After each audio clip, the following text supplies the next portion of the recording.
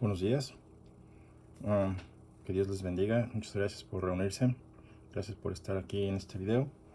Y vamos a continuar en esta mañana hablando del Evangelio de Marcos y cómo Marcos lo presenta. Vamos a hacer una pequeño repaso de lo que hemos estado diciendo. Y vamos a continuar con el capítulo 1, versículos 14 al 39 y los eventos que sucedieron en Galilea. Por lo pronto, pues vamos a orar.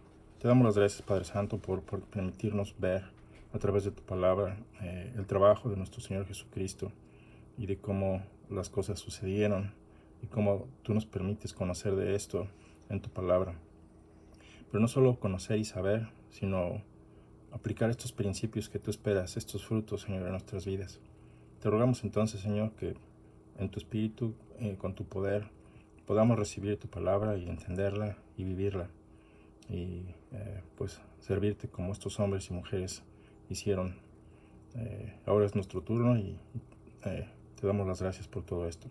Te rogamos, Señor, que nos permitas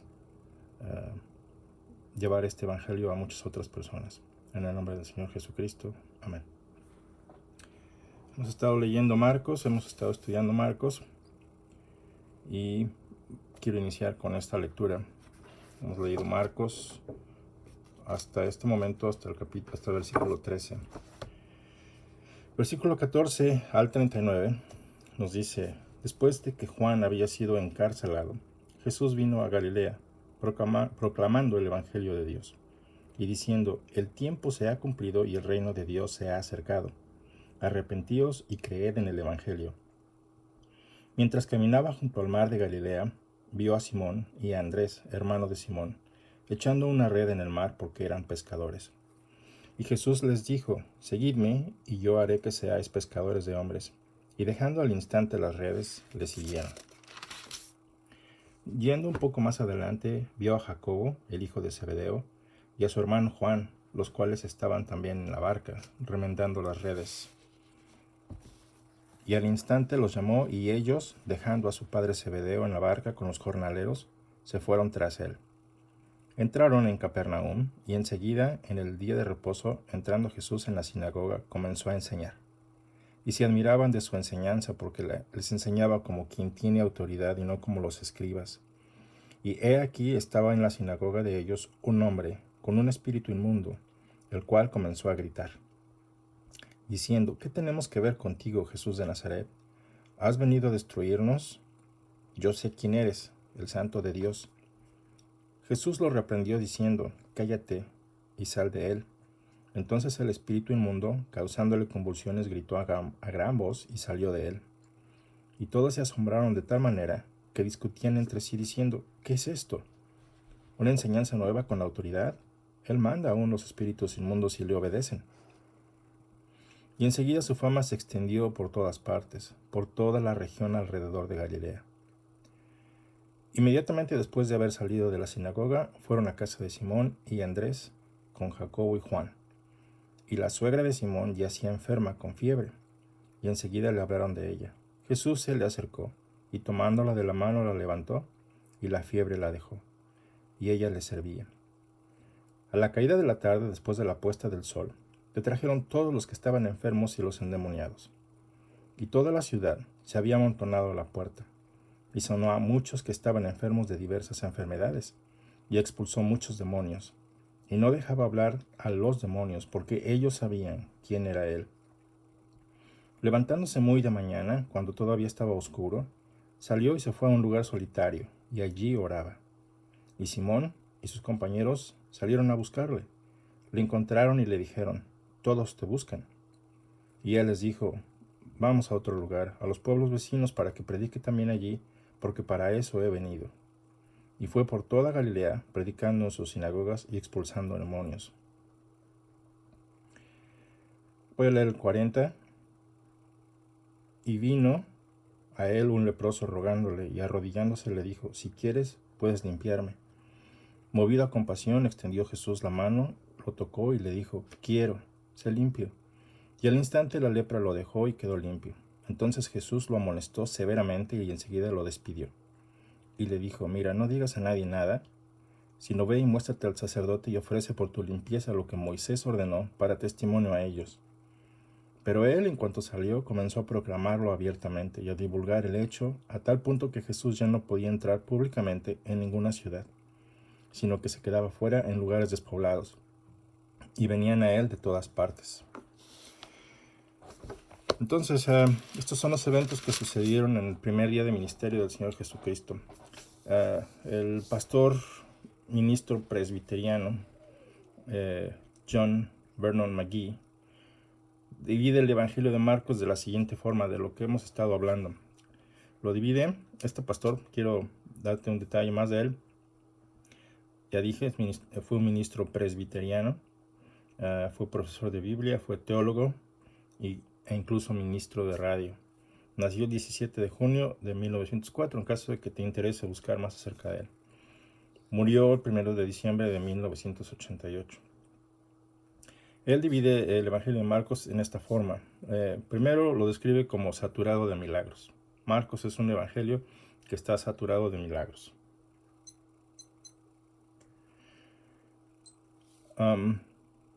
Inicia su presentación, ya lo hemos visto, con Juan, que introduce a su vez al siervo, el siervo de Dios. Dios Padre incluso identifica al siervo. La tentación inicia al siervo, es su coronación, su bautismo, pero inmediatamente la tentación inicia al siervo, prueba al siervo. Los trabajos y las palabras del Señor Jesucristo ilustran el ministerio del siervo. Y él divide los milagros como en 4 divisiones mayores: los milagros de sanación física, corporales, los milagros sobre la naturaleza, los milagros espirituales como expulsar demonios, y los milagros sobrenaturales, resucitando muertos. Marcos incluye algunas parábolas, que no son muchas, e incluye algunas otras enseñanzas e incidentes, como el que vamos a ver con el caso de la sinagoga que hemos leído, el cual Marcos se detiene un poquito y incluye más detalles. En el capítulo 1 hemos visto que Juan anuncia y bautiza a Jesús, que es aprobado por el Padre y que es tentado por Satanás. Pero posteriormente Jesús, al pasar por todo esto, Jesús inicia su ministerio en Galilea. Juan da unos detalles más antes de que Jesucristo empezara de lleno en el ministerio de Galilea, como las bodas de Canaán fueron en Galilea, pero no había iniciado formalmente su ministerio, porque después regresa a Jerusalén y sirve ahí también un tiempo, hasta que Juan el Bautista es encarcelado. Entonces Jesús se mueve a Galilea. Y quizá ese encarcelamiento tiene que ver por qué Jesús se movió a Galilea, donde había mucha gente, había muchos extranjeros, siendo israelitas, pero también los de Judea como que los despreciaban por el hecho de que estaban relacionados con otros países en esa región. Entonces no les gustaba eso y los despreciaban. Ahí en Galilea vemos, según Marcos, él llama a los primeros 4 discípulos, que ya los conocía.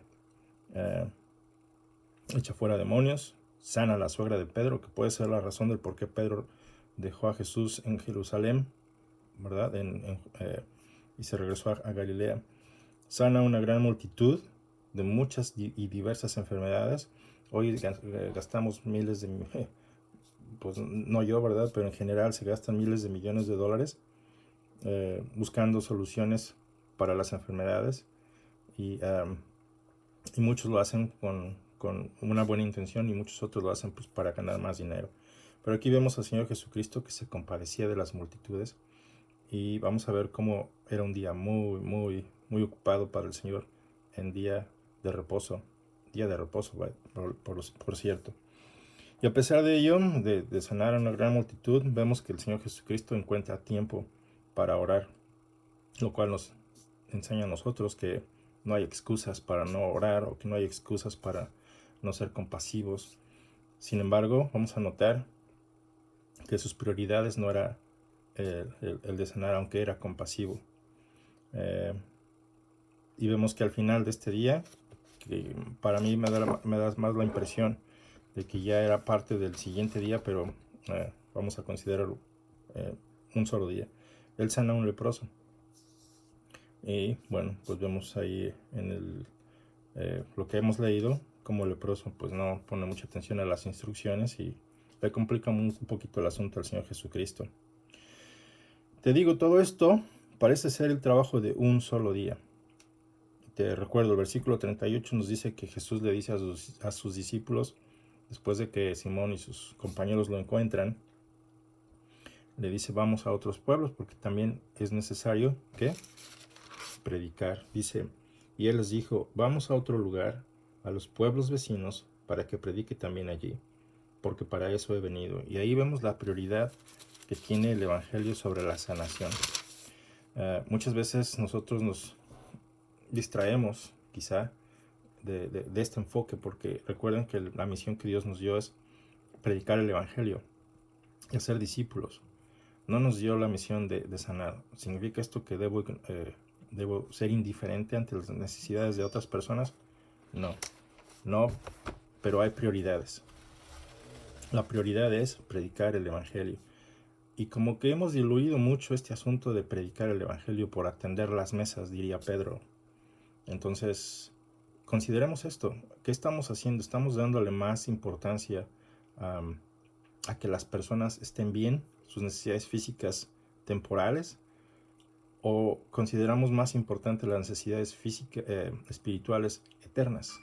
Entonces la gente muere, y esto es algo que me cuesta trabajo entender, por qué la gente no quiere escuchar. Y a veces lo veo en mi propio corazón, en mis propias actitudes, cuando Dios me pide hacer algo y me tardo en hacerlo o lo olvido.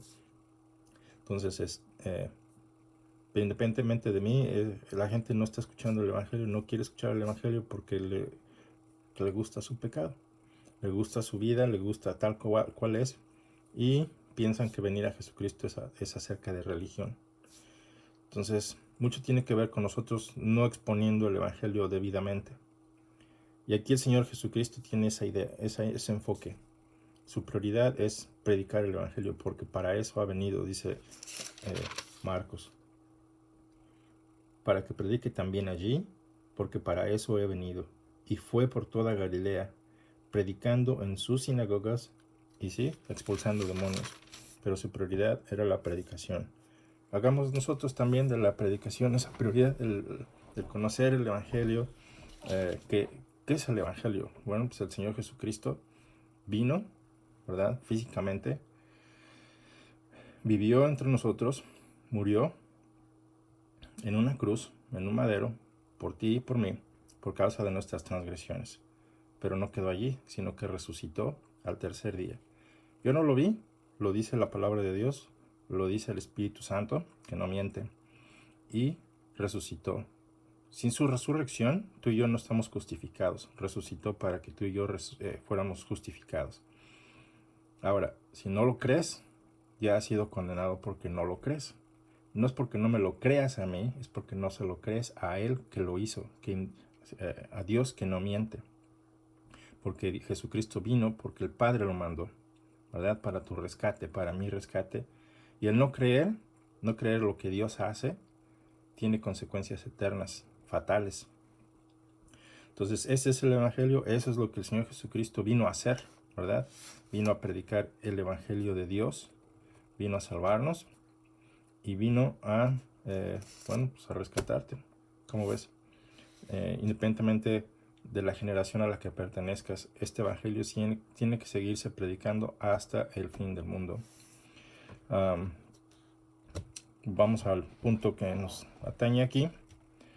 Te decía, todo esto parece ser, todo lo que hemos leído, parece ser trabajo de un solo día. Jesús pidió irse a otros pueblos para predicar. Y Marcos nos dice que este capítulo primero tiene más contenido, ¿verdad?, que en cualquier otro capítulo en la Biblia. Según esto, lo concluye el pastor maestro John Vernon McGee.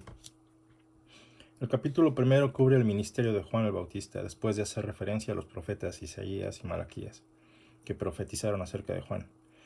Juan Marcos describe el primer día del ministerio de Jesús, como lo hemos leído, y continúa con un muy ocupado día de reposo, lo cual me hace pensar a veces que no hay tiempo, ¿verdad? Que estoy muy cansado o que no, básicamente tenemos excusas para no hacer el trabajo de Dios. Y aquí el Señor Jesucristo tenía un día muy ocupado, que lo concluye con un asombroso, glorioso trabajo de sanidad sobre un leproso. Independientemente de la presión que había alrededor, la gente viniendo de muchos lugares y pidiendo ser sanados, queriendo tocar, queriendo, pues, no sé si escuchar lo que Jesús tenía que decir. No sé, no conozco sus intenciones, pero seguramente deseaban ser sanos. Entonces la gente traía a sus enfermos y venían endemoniados, los traían para ser curados. Jesús no los desatendió. Tenía un día muy ocupado en día de reposo. Entonces, a pesar de todo ello, Jesús encontró tiempo para orar. Marcos nos dice que se levantó muy temprano, cuando todavía era oscuro, para orar. Y eso es un modelo para nosotros. ¿Cuánto tiempo ocupamos para orar?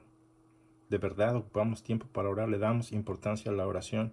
¿O es herramienta de segunda mano? Entonces eso, considéralo. Piensa en lo que has estado haciendo con la oración. Me hizo pensar en lo que yo he estado haciendo con la oración, cómo la utilizo, le doy importancia, le doy el valor que el Señor Jesucristo demuestra aquí, y toda su vida así lo hizo, orando.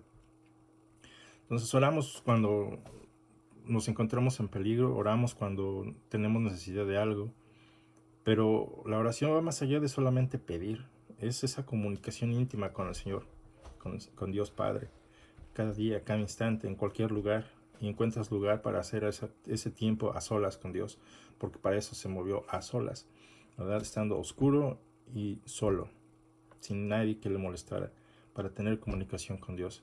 Entonces nos cuesta trabajo porque estamos acostumbrados a ver a una persona, a alguien como que estás viendo en el video, y escuchar. Entonces la oración no es algo como que una ilusión para las personas pobres que no tienen esperanza, no. Esta es una herramienta que Dios Padre nos ha estado dando para comunicarnos con Él, para recibir confort, consuelo de parte de Él, para darnos sabiduría. O sea, es una comunicación importante, la oración. Entonces debemos nosotros también encontrar tiempo, debemos hacer tiempo, no solo para pedir por mis necesidades, por las necesidades de alguien más, porque no tienen trabajo, o tú sabrás las necesidades de las otras personas, pero también lo importante es que Dios te dé sabiduría en su palabra.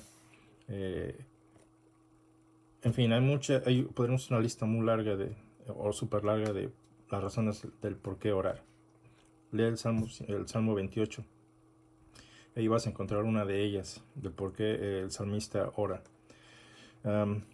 Nuevamente, en este capítulo, que está saturado de contenido, no contiene genealogías. Marcos no se detiene en ningún momento a presentar credenciales familiares del Señor Jesucristo. Se enfoca más en la acción, en lo que el hombre de Dios puede hacer, el hombre que Dios seleccionó podría hacer. ¿Recuerdas, por ejemplo, Adán, en su asignación de trabajar la tierra y de no comer de fruto prohibido, como así lo conocemos? Falló. Adán falló. Y aquí estamos todos en problemas. No porque él haya sido el problema, sino que todos pecamos, ¿verdad? Cuando a ti se te da la oportunidad de decir, se te da la oportunidad de amar a Dios con todo tu corazón, ¿lo haces? Ya pecaste. Cuando no amas a Dios de todo tu corazón. Entonces no nada más Noé falló, Adán falló, sino que Noé también. Sí, pasó la prueba de construir el arca y de permanecer en el arca, pero posteriormente en la palabra de Dios vemos cómo también él falló. Y no solamente él, Moisés falló, al grado que Dios no le permitió entrar en la tierra prometida. ¿Qué es del rey David? También el hombre conforme al corazón de Dios. Imagínate, un hombre como él también pudo fallar. Pues ¿qué esperamos tú y yo, verdad? Y sin embargo tú y yo tenemos la oportunidad de no fallar, porque nosotros ya conocemos al Señor Jesucristo y es su poder el que nos mantiene firmes. Entonces la palabra de Dios nos dice, el que piensa que esté firme, cuidado, observa que no caigas. Entonces mantente alejado de todo mal para que permanezcas firme. Mantente alejado de la pornografía, mantente alejado de las malas conversaciones, mantente alejado de cualquier imagen que fabrique pensamientos, ¿verdad?, en tu mente. Esos pensamientos van a cometer ciertas acciones en contra de Dios. Entonces mantente alejado de hacer cualquier clase de mal. David falló, y qué de Salomón, un hombre con gran sabiduría que empezó muy bien su carrera con Dios y poco a poco fue declinando. Porque no hizo lo que Dios le pidió. Entonces, ¿será el Señor Jesucristo? Marcos lo presenta de esta manera. ¿Será el hombre adecuado? De ahí vemos cómo Dios empieza su ministerio no tentando a Jesús, poniéndolo a prueba, permitiendo que Satanás le tiente, ¿verdad? Y no solamente después de 40 días, cuando ya el Señor estaba débil, no, sino que constantemente lo estuvo tentando por 40 días. Entonces, a veces que tú y yo pasamos un par de semanas y pensamos que todo va bien y ¡pac!, ¿verdad? Aquí cedemos ante las tentaciones. Entonces, por eso es importante permanecer en oración constante, día a día, cada momento, leyendo en su palabra, indagando en su palabra. Quizá ya conoces mucho de la palabra de Dios, quizá la has leído mucho, quizá no la conoces. No sé quién estés viendo tú este video, pero la importancia de las palabras del Señor Jesucristo radican en esto. Él es el pan de vida, ¿verdad? Y de Él provienen todas estas palabras porque Él trae el mensaje de Dios, y por eso que tú y yo debemos ponerle atención. No es el mensaje que la Iglesia Católica estableció, no es el mensaje que la Iglesia Evangélica estableció. Todos los hombres que Dios ha usado y mujeres las ha usado para seguir proclamando el Evangelio que el Señor Jesucristo trajo. El Antiguo Testamento hablan del Señor Jesucristo y de las obras de Dios, y el Nuevo Testamento lo confirma. Entonces toda la palabra de Dios se nos ha dado para seguirla proclamando, para que no fallemos si ponemos atención. Dios puede hacer grandes cosas, ¿verdad? Con quien Él quiera. Yo en mi vida personal, yo no me imagino Dios usándome para la gloria como Él quiere. Y sin embargo, Él puede hacerlo si Él quiere. Entonces no depende de mis habilidades, depende de lo que Él quiere. Y vamos a ver eso aquí más adelante, cómo Él selecciona a sus discípulos, hombres comunes y corrientes como tú y como yo, en medio de sus actividades les llama. Entonces Dios le da la oportunidad a todos, ¿verdad?, de acercarse y de trabajar con Él. Pero ¿será Jesús quien podrá llevar a cabo el trabajo que se le encomendó? Entonces Juan Marcos se enfoca en la acción del Señor Jesucristo más que en sus palabras. Incluye algunas narrativas como la que hemos visto aquí. Sin embargo, hay muy pocas referencias acerca de profecías, excepto en su introducción, ¿verdad?, para presentar a Juan el Bautista. ¿Y qué significa entonces esta frase de principio del Evangelio de Jesucristo? Encontramos esta frase 3 veces en la palabra de Dios. En Juan 1:1, en el que se refiere que en el principio creó Dios los cielos. No es Génesis, ¿verdad? Con esas lagunas mentales que a veces pasan en mi vida, pero déjame te lo leo. Así ya no hay peligro de equivocarse. Al principio existía el Verbo, y el Verbo estaba con Dios, y el Verbo era Dios. En el principio que se menciona aquí es un principio sin fecha, donde el tiempo es más lógico que cronológico. Es necesario entonces empezar en algún punto, empezar una narración de alguna forma. Por ejemplo, si nos referimos a que un avión despegó, asumimos entonces que había una pista donde lo hizo. Aún sin nosotros saber más detalles de dónde estaba la pista o si había un aeropuerto, sabemos si alguien nos dice que despegó un avión, lógicamente empezó en tierra, ¿verdad? No sabemos dónde.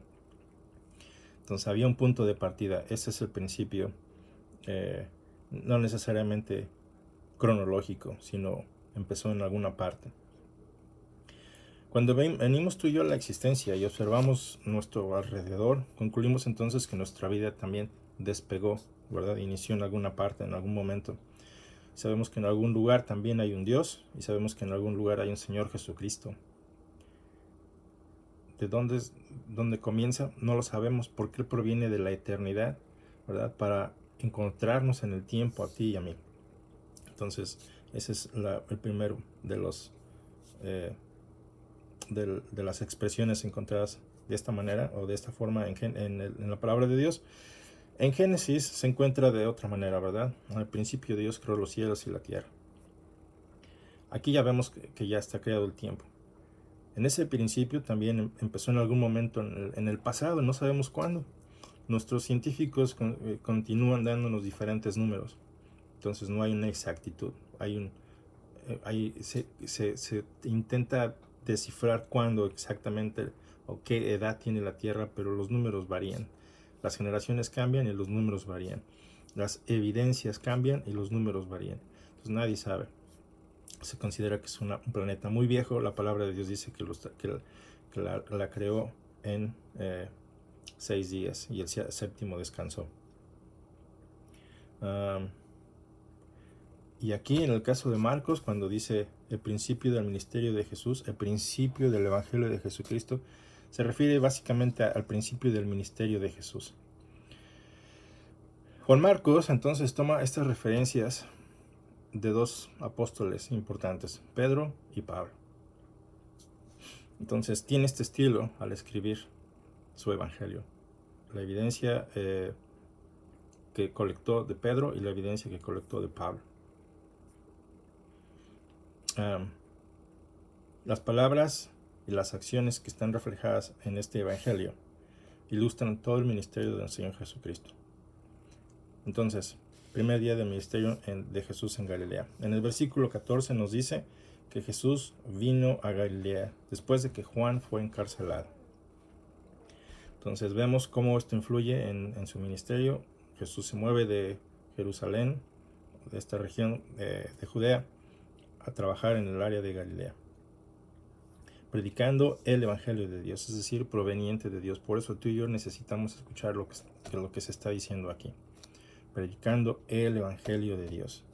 Y tú y yo debemos seguir predicando el evangelio de Dios, no tu opinión, sino el evangelio de Dios, la palabra de Dios, diciendo el tiempo se ha cumplido.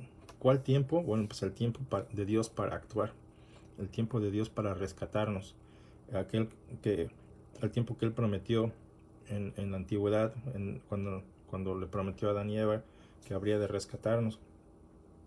Ese tiempo se ha cumplido. Y el reino se ha acercado. El reino se acercó porque el rey está entre nosotros, está en el pueblo de Israel. Y eso es lo que el Señor Jesucristo nos sigue diciendo el día de hoy. Pertenecemos a ese reino si venimos a Él, ¿verdad? Nos sometemos a su autoridad y creemos en su nombre. El reino se ha acercado. Es el siervo de Dios quien previamente ha sido introducido y presentado por Dios mismo, Dios Padre, ¿verdad? Y empoderado por el Espíritu de Dios para hacer todo lo que Él hizo, ¿verdad? El reino de Dios se ha acercado, está entre ellos.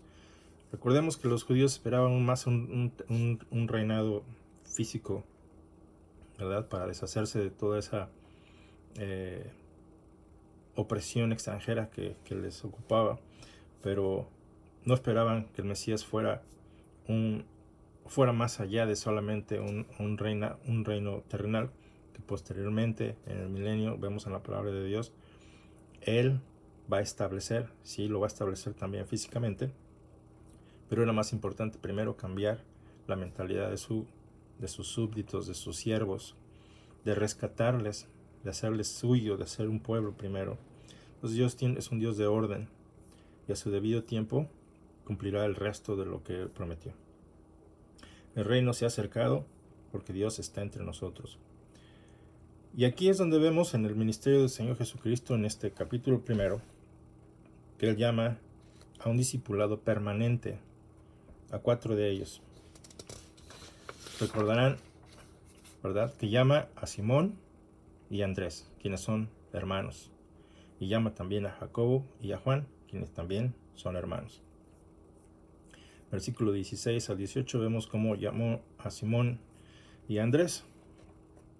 Mientras caminaba junto al mar de Galilea, y recordamos que a lo largo del mar de Galilea había muchas poblaciones, como Tiberias, por ejemplo, Capernaum. Mientras caminaba junto al mar de Galilea,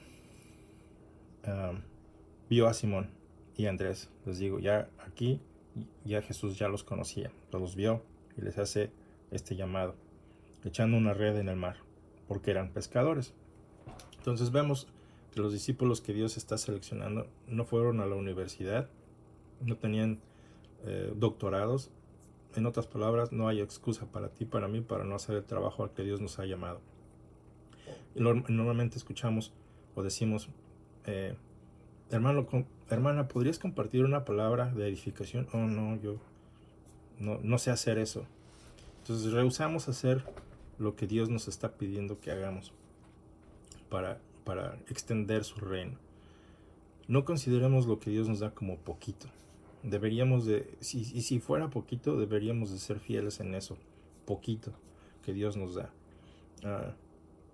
Aquí está llamando un pescador, bueno, varios pescadores, pero el propósito del Señor Jesucristo va más allá de solamente una tradición religiosa. Aquí la importancia que la palabra de Dios nos está enseñando es la salvación de las personas, porque es real, el infierno es real, lo creas o no, es real. Y Dios quiere rescatarte de llegar a ese punto, pero tu necedad te está enviando a ese punto. Mi necedad también puede llevarme ahí, pero su misericordia te puede rescatar si tú quieres, porque al final es si tú quieres, ¿verdad? Trágicamente no estamos escuchando, pero Dios puede usar hombres y mujeres como tú y como yo, simples, comunes y corrientes, para hacer su trabajo. Veamos aquí, mientras caminaba junto al mar de Galilea, imagínate ese escenario precioso, vio a Simón y vio a Andrés, como te ve a ti, como me ve a mí, ¿verdad? Echando una red en medio de sus actividades. Si estás muy ocupado y Dios te llama, pon atención. En medio de tus actividades puede que Dios te esté llamando y diciendo, hey, necesito que me sigas, necesito que hagas el trabajo al que te estoy llamando a hacer. Jesús les dijo, seguidme, lo cual significa un discipulado permanente. Seguidme y yo haré que seáis pescadores de hombres. La meta entre tú y para ti, para mí, es hacer pescadores de hombres. Tememos muchas veces que no podamos hacer el trabajo. Y si no, si tú eres valiente y sabes que sí puedes hacerlo, serías más como Andrés, movido, siempre activo, siempre dispuesto, ¿verdad? Pero algunos de nosotros somos más como Simón, más impulsivos. Pero Dios puede usarte. Solamente tienes que seguirles, ponerle atención, escuchar con atención y poner en práctica sus mandamientos. Dice la palabra de Dios que si ponemos en práctica sus mandamientos, si los recordamos, si las hacemos nuestras, ¿verdad?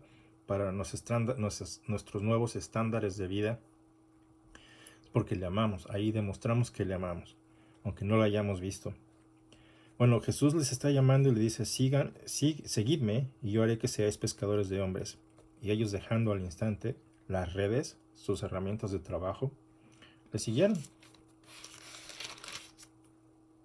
El tiempo se ha ido muy rápido. Yendo un poco más adelante, vio a Jacobo, el hijo de Zebedeo, y su hermano Juan, los cuales estaban también en la barca, remendando las redes, también en medio de sus actividades.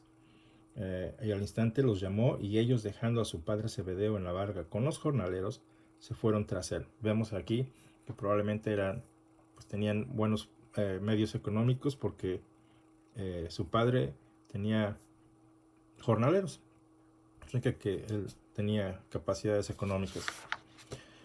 Y los llama, y ellos dejan a su padre trabajando. Ellos siguen y entienden que el llamado es importante. Tú y yo estamos entendiendo ese llamado cuando el Señor nos pide que le sigamos, o estamos más enamorados de nuestras redes y de nuestros botes, de nuestros peces, ¿verdad? Y queremos seguir en lo mismo. Estos 4 hombres pescadores de profesión, personas comunes y corrientes, fueron llamados a servir a Dios, como tú y como yo. ¿Lo entendemos? entendemos la gloria a la que hemos estado siendo llamados por Dios.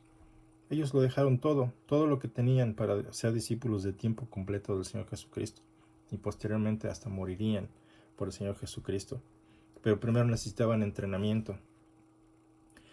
Y durante ese entrenamiento, pues no es que se hayan sentado en un pupitre a tomar notas y a escuchar y a leer, no, sino que en acción fueron entrenados. En la acción que vemos que Juan Marcos declara. Entonces, dentro de las cosas, esto está siendo llamado, están siendo llamados al ministerio, a trabajar, a unirse con el Señor Jesucristo. Y es entonces que de ahí el Señor Jesucristo parte hacia Capernaum, trayéndolos a ellos, y son testigos de un evento interesante. Cuando el Señor Jesucristo arriba a Capernaum, inmediatamente Jesús va a una sinagoga y enseña, lo cual causa admiración porque tiene autoridad. Su mensaje es con autoridad.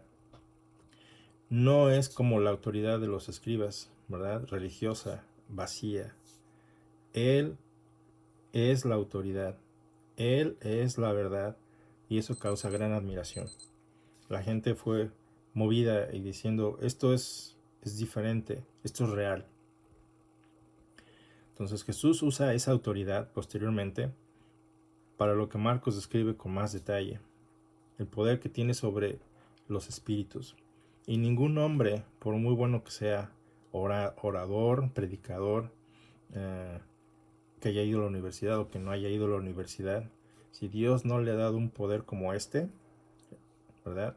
Recordamos posteriormente en el libro de los Hechos cómo había un par de personas que intentaron hacer lo mismo, y predicando en el nombre de Jesucristo. No pertenecían a Jesucristo, y el demonio dice, yo sé quién es Jesús, yo sé quién es Pablo, ¿verdad? Pero ¿y ustedes quiénes son? Y aquí vemos como uno de ellos, que son varios, bueno, lo dice la palabra, no yo, ¿verdad? Con una actitud retadora, le dice al espíritu inmundo, mientras Jesús enseñaba, mientras Jesús declaraba el evangelio de Dios, pasa esto. Aquí en la sinagoga había entre ellos un hombre con un espíritu inmundo, el cual comenzó a gritar, diciendo, ¿qué tenemos que ver contigo, Jesús de Nazaret? ¡Wow! Entonces ya se siente la agresión inmediata. ¿Has venido a destruirnos? Ellos saben muy bien cuál es su destino. ¿Has venido a destruirnos? Como retándolo, no sé qué. Es un demonio muy agresivo. Yo sé quién eres, el santo de Dios. Bueno, pues qué bueno que sepas quién eres, pero no se les dio a ellos por qué lo dijeron, por qué lo decía, ¿verdad? El Señor Jesucristo no lo apreció. El Señor lo cayó inmediatamente, lo reprendió diciendo, cállate y sal de él. Y aquí vemos, Señor, cómo ese espíritu inmundo no quiso pues solamente obedecer y dejar al hombre así nada más porque sí. Es decir, no se retiró sin pelear. Entonces lo convulsionó, lo tiró al suelo, ¿verdad? Causándole convulsiones, y gritó a gran voz y salió de él. Imagínate la rebelión y el desprecio que tienen por el ser humano, ¿verdad? Y todavía se atreven a decir, has venido a destruirnos. Pues es lo que ellos hacen con el hombre también, lo destruyen, lo ocupan. Y lo seguirán haciendo. Entonces, Dios, el Señor Jesucristo en su compasión, ¿verdad? Pues sana a esta persona. Y esto es atestiguado por estos 4 de sus discípulos, que se han de haber quedado asombrados. Como vemos que el resto de la gente se asombró, lo cual causó un debate. ¿Qué es esto? ¿Una nueva enseñanza? ¿Debemos de aprender a sacar demonios? ¿Verdad? Y había un debate ahí entre ellos. Entonces, no hay persona que pueda hacer eso si Dios no le ha dado esa autoridad. Y vemos que Dios le dio autoridad posteriormente a sus discípulos para iniciar su iglesia. La iglesia del Señor Jesucristo, ¿verdad? Le fue dado ese poder. Y no todos pueden hacer el trabajo. y sin embargo Dios nos capacita para evangelizar. En fin, aquí causó gran debate y creo que el debate sigue en la actualidad. ¿Se puede o no se puede? ¿Debemos o no debemos? ¿Verdad? Lo que debemos hacer es predicar el evangelio, que es la prioridad.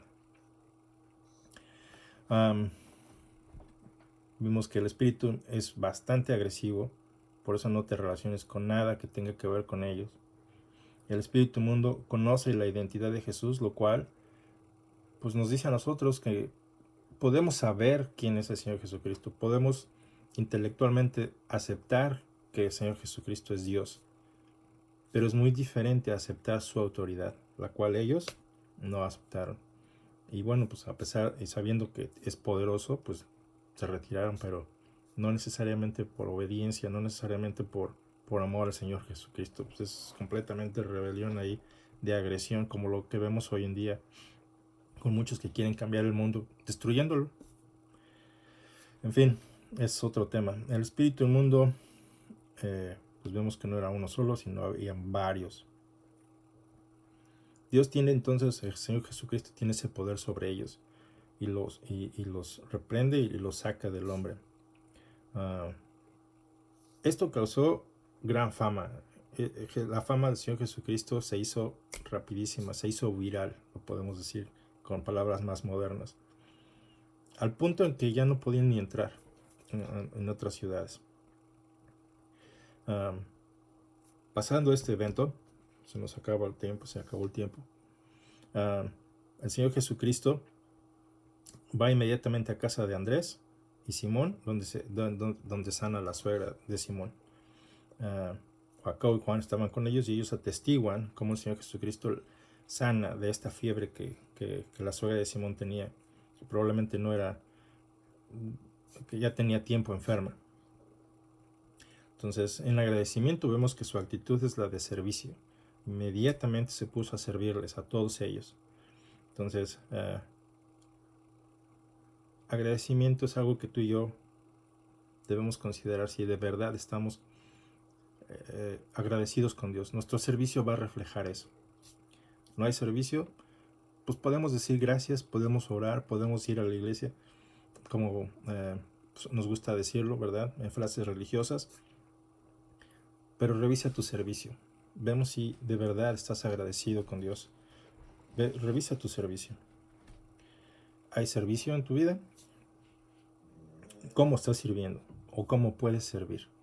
Siempre hay un lugar para servir. Siempre hay algo que hacer para servir a Dios.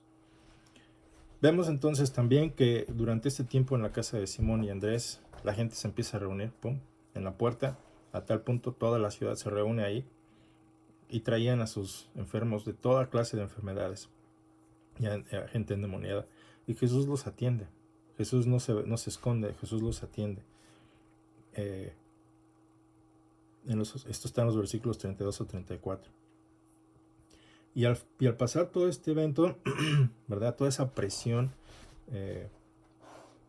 intensa que pasó en un solo día,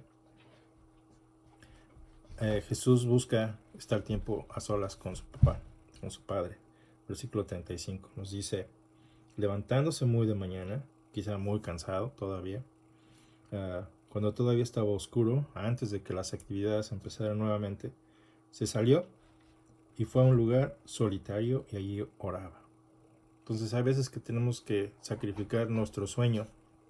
Digo sacrificar porque realmente no estamos sacrificando nada. Ese es un esfuerzo que todos podemos hacer para orar.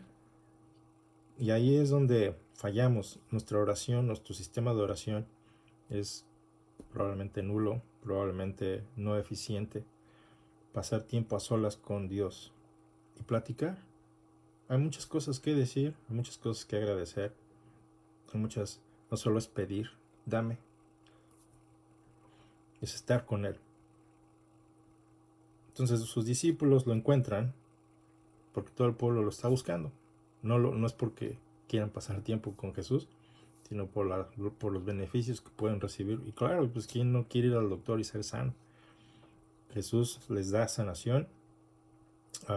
Vimos que les dio sanación a muchos que estaban ahí y todavía seguían reuniéndose En otros evangelios vemos que venían hasta de Siria para encontrarle. Entonces, Jesús nuevamente no se enfoca en los beneficios temporales, necesidades físicas reales, ¿verdad?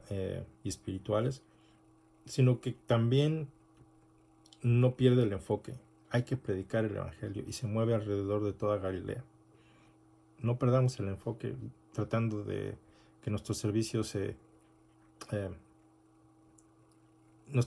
importante, ¿verdad? Ayudar a los demás. Pero la prioridad es predicar el evangelio. Y eso es lo que él hace. Su prioridad es encontrar a más gente y predicarles el evangelio. Y en su Marco nos dice que es cuando el leproso viene, ¿verdad? Y le rogaba. Entonces me pregunto yo si este leproso era uno de los que venían de lejos y pues por su propia cuenta, lo cual probablemente le tomó más tiempo que a la mayoría de las personas por su condición leprosa. Entonces no podía meterse entre la gente, sino que hasta cierto punto él buscó ese momento para acercársele a Jesús, ¿verdad? Rogándole, por favor, si tú quieres, límpiame. Él sabía que Jesús podía hacerlo, pero no exige. Le dice, si tú quieres. Y movido a compasión, el Señor Jesucristo extendió la mano y lo tocó. Lo tocó. Quiero ser limpio. Hay mucho más que decir solamente en esto. Vemos la actitud del leproso, vemos la actitud de nuestro Señor Jesucristo. Y el tiempo se ha acabado, mi hermano. Casi una hora. Quiero ser limpio, dice la palabra de Dios. Y al instante la lepra lo dejó. Si Jesucristo fuera un charlatán o solamente un buen maestro, él no tiene poder para sanar a nadie a quien la carne se le está cayendo. Pero vemos Marcos diciéndonos lo que Pedro atestiguó, ¿verdad? Y lo que Pablo decía también, nos dice que Jesús lo sanó. Y no solamente lo sanó, sino que hay un interesante, lo amonestó severamente, le advirtió y luego lo despidió. Mira, no digas nada a nadie. Entonces Jesús tiene el propósito de seguir alcanzando más gente.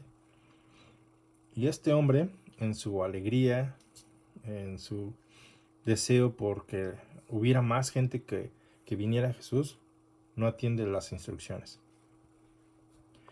A tal punto que Jesús ya ni podía entrar públicamente en ninguna ciudad. Tenía que quedarse afuera, entonces la gente venía a él. Aquello debe haber sido una inmensidad de gente tratando de tocar a Jesús. Imagínate que te estén empujando y tocando y jalando. Pues es difícil predicar a una multitud en esas condiciones.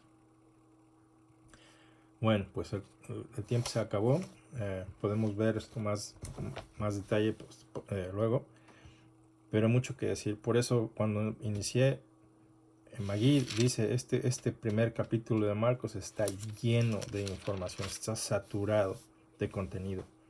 Y hay mucho que decir y en poco tiempo. Entonces, hermanos, este es el capítulo 1 de Marcos. Todo esto pasó en un solo día de reposo, en un día de reposo. Dios, el Señor Jesucristo, llamando a sus discípulos a trabajar, ellos atestiguando el poder del Señor Jesucristo, escuchando sus palabras, viendo lo que puede hacer en contra de los espíritus y que no les deja hablar, ¿verdad? Vemos la prioridad que tiene el Señor Jesucristo, que es predicar el Evangelio, y la compasión que tiene por las almas,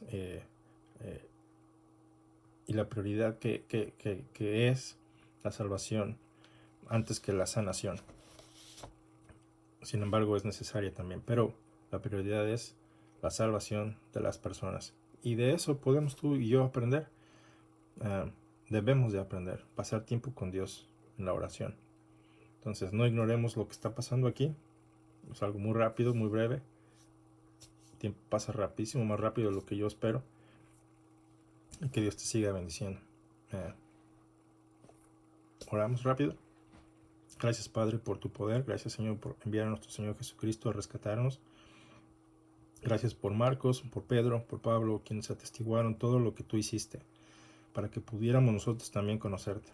Y por eso te agradecemos que tus maravillas se extiendan hasta este tiempo y se seguirán extendiendo hasta la última persona que exista en el planeta. Te damos las gracias por ello, porque tus obras van más allá de nuestro entendimiento. Pero permítenos y ayúdanos a creerte lo que tú eres capaz de hacer, porque tú eres verdad. Y te agradecemos por ello. En el nombre del Señor Jesucristo, bendito seas. Amén. Buen día.